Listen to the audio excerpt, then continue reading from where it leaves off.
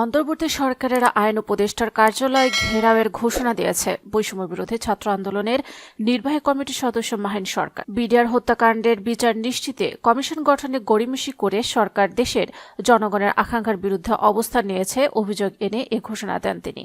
এক ফেসবুক পোস্টে তিনি এ ঘোষণা দেন।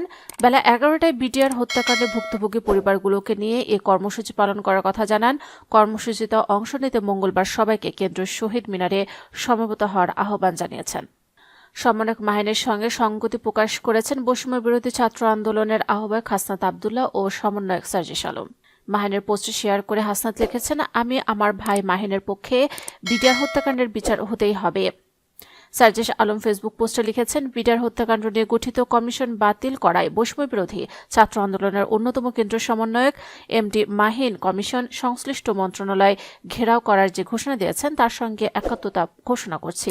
আগামীকাল বেলা 11টায় কেন্দ্রীয় শহীদ মিনারে দেখা হবে ইনশাল্লাহ।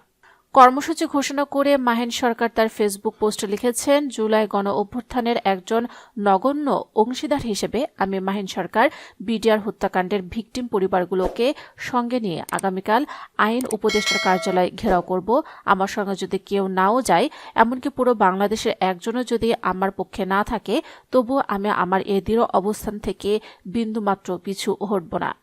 মাহিনা আরও লিখেছেন, দায়িত্ব গ্রহণের 4 মাস অতিবাহিত হওয়ার পরেও বিডিআর হত্যাকাণ্ডের বিচার নিশ্চিত করতে না পারা এই অন্তর্বর্তী সরকারের একটি চরম ব্যর্থতা। বিডিআর হত্যাকাণ্ডের বিচার নিশ্চিতে কমিশন গঠনে গড়িমসি করে এই সরকার দেশের তামাম জনগণের আকাঙ্ক্ষার বিরুদ্ধে অবস্থান নিয়েছে, যা স্পষ্টতই প্রহসনের শামিল।